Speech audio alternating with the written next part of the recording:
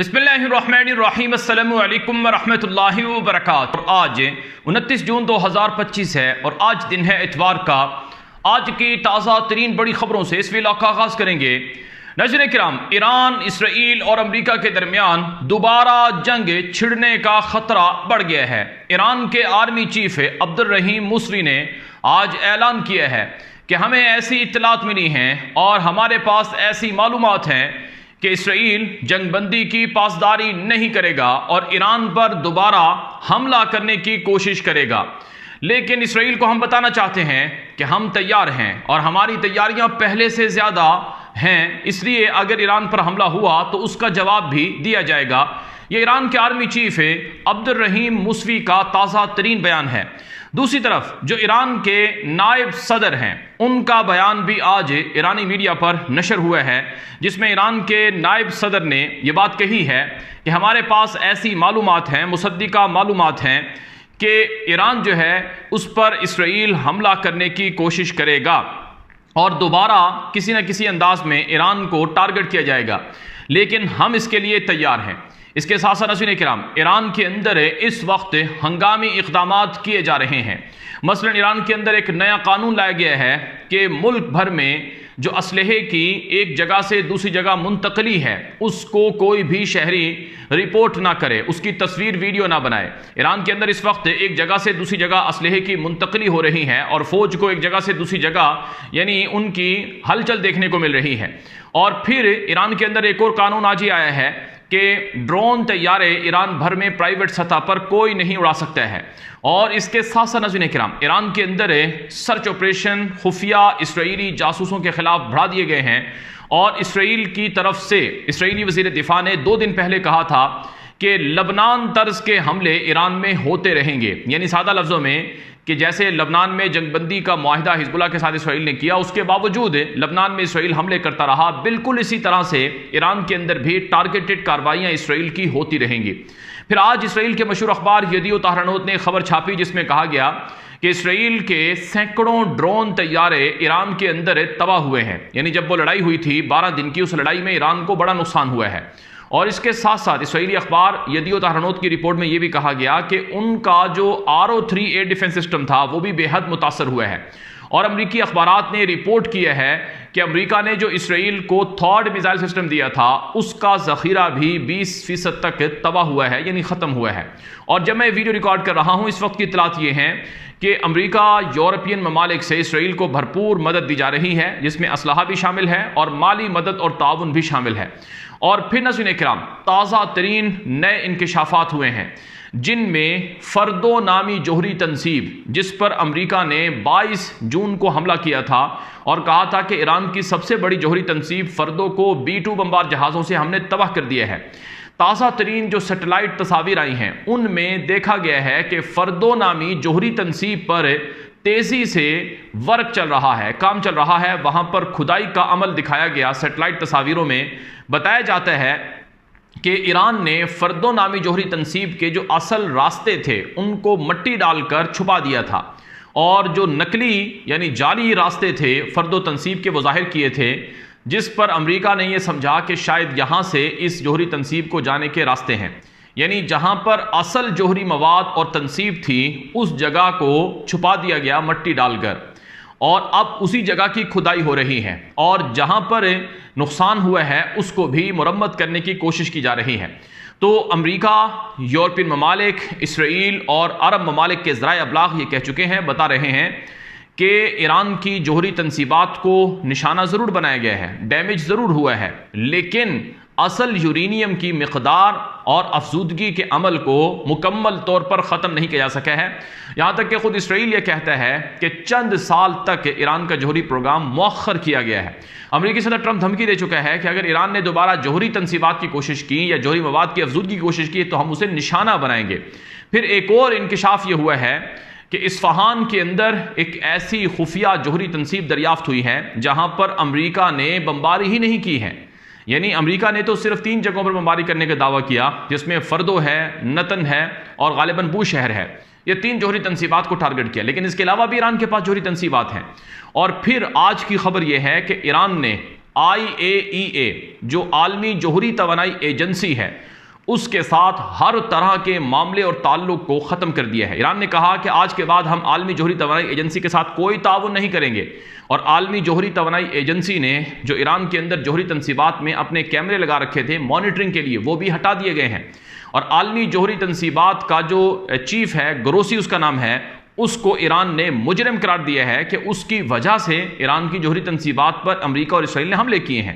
جس پر امریکی وزیر خارجہ مارکو روبیو نے عالمی جوہری توانائی ایجنسی کے سربراہ کی تعریف کی اور ایران کے جوہری توانائی ایجنسی کے سربراہ پر حملوں کو اور ان کے خلاف بیانات کو مسترد کیا، اور ایران کو کہا کہ وہ عالمی جوہری توانائی ایجنسی کے ساتھ اپنے جوہری معاملات کو ختم نہیں کر سکتے ہیں، یعنی تفتیش کا یا جو انسپیکشن کا پروسیس ہوتا ہے IAEA نامی جو ادارہ ہے اس کی طرف سے۔ بہرحال یہ ساری چیزیں اس بات کی علامت ہیں کہ 12 دن کے لیے جو 12 دن کی جو جنگ تھی وہ عارضی طور پر رکی ہے، اور ابھی 3 سے 4 دن ہوئے ہیں کہ جنگ کی باتیں دوبارہ شروع ہو گئی ہیں، اور اسرائیل کے اندر بھی اسلحے کے ذخائر اور اسلحے کے حوالے سے تعاون جو ہے وہ پہنچ رہا ہے۔ پھر میں آپ کے سامنے ایک اور خبر رکھنے لگا ہوں، انتہائی اہم اور بڑی خبر ہے، وہ یہ ہے کہ جرمن وزیر خارجہ ہنگامی دورے پر اسرائیل پہنچا ہے، اور تل ابیب میں جہاں ایرانی میزائل آ کر لگے ان سے جو تباہی ہوئی ہے ان علاقوں کا اس نے دورہ کیا ہے۔ جرمن وزیر خارجہ نے کہا کہ جرمنی پوری طاقت اور قوت کے ساتھ اسرائیل کو ڈیفینڈ کرے گا اور اسرائیل کی حمایت اور مدد کرے گا، یعنی صرف امریکہ اکیلا نہیں ہے بلکہ یورپ اور باقی ممالک بھی اسرائیل کی پشپناہی کر رہے ہیں اور ان کو بھرپور انداز میں سپورٹ کر رہے ہیں۔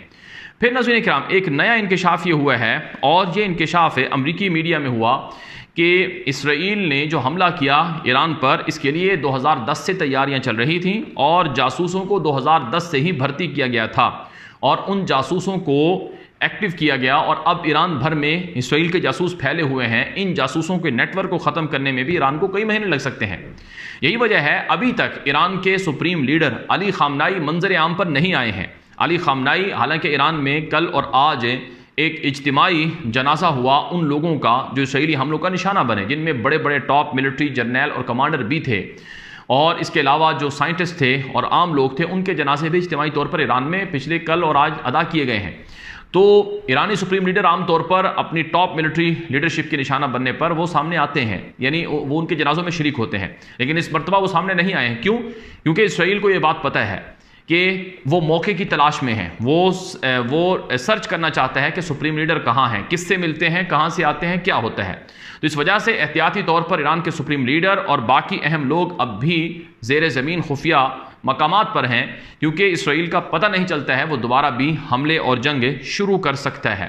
اور پھر میں آپ کے سامنے ایک اور خبر رکھتا ہوں، آج کی خبر ہے، اسرائیل اور امریکہ دونوں کو ایران کی طرف سے دھمکی دی گئی ہے کہ اگر اس مرتبہ ہم پر حملہ ہوا تو ایرانی سپاہی پاسداران انقلاب نے دھمکی دیتے ہوئے کہا کہ ہم امریکہ کو براہ راست نشانہ بنائیں گے اور قطر میں واقع فوجی اڈہ العدید ایئر بیس مکمل تباہ کر دیں گے،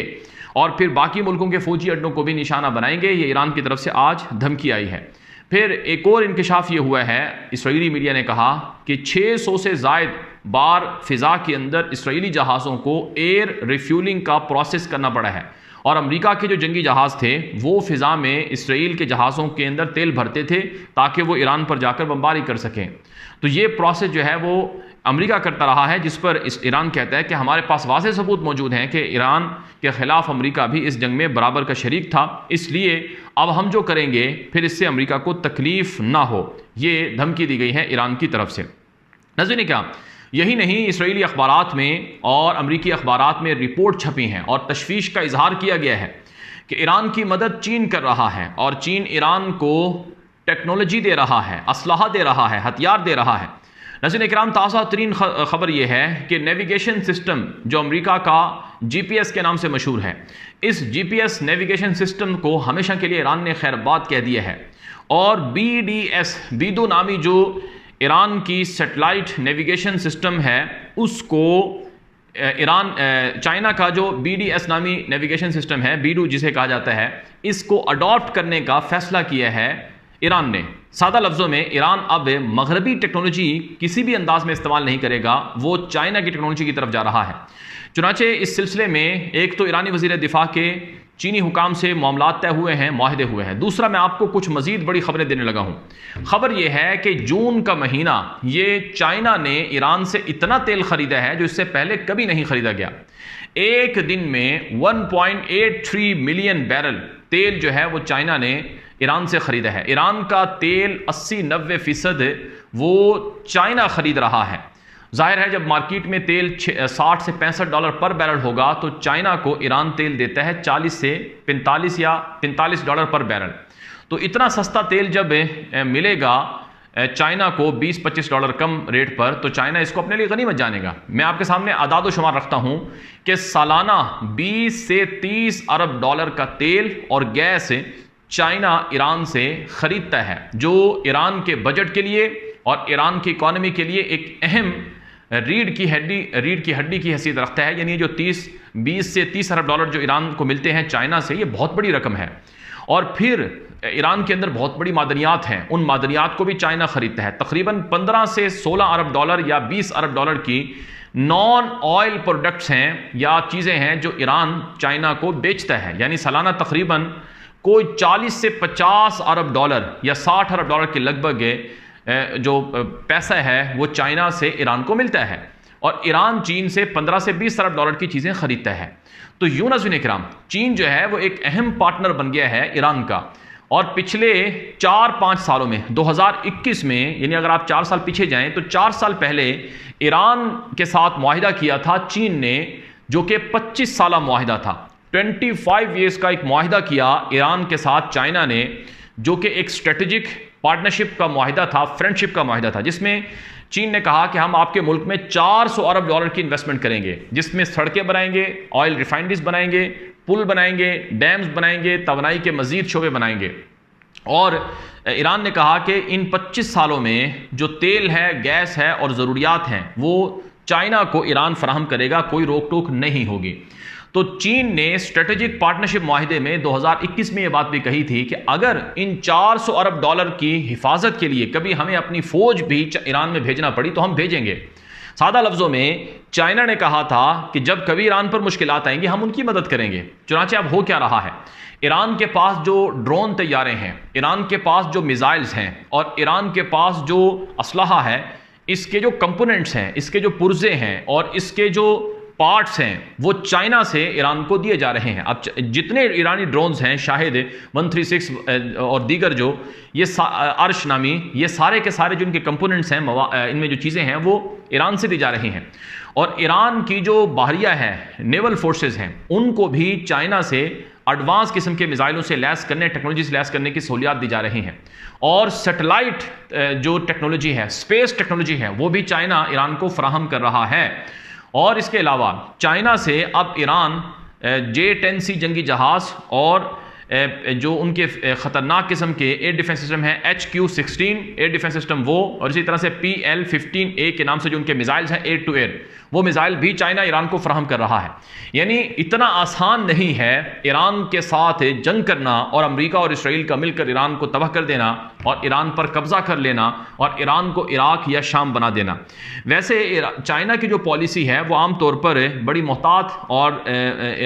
جو تجارتی پالیسی ہے وہ ہوتی ہے، لیکن بہرحال چائنا مختلف انداز سے مدد ضرور کر رہا ہے ایران کی، اور پھر ایران کو رشیا سے بھی مدد مل رہی ہے۔ اگرچہ رشیا نے اس نوعیت کی مدد نہیں کی، لیکن بہرحال رشیا سے بھرپور انداز میں مدد مل رہی ہے۔ اسی وجہ سے کہا جا رہا ہے کہ امریکہ کا ایران پر دوبارہ حملہ کرنا اتنا آسان نہیں ہے۔ پھر جس طرح سے ایران کے پاس جوہری مواد موجود ہے، جوہری تنصیبات موجود ہیں اور ان کے پاس یورینیم انرچڈ بھی موجود ہے، تو اس سے ایٹمی دھماکوں کا خطرہ بڑھ گیا ہے کہ ایران کسی بھی وقت ایٹمی دھماکے کر کے امریکہ اور اسرائیل کو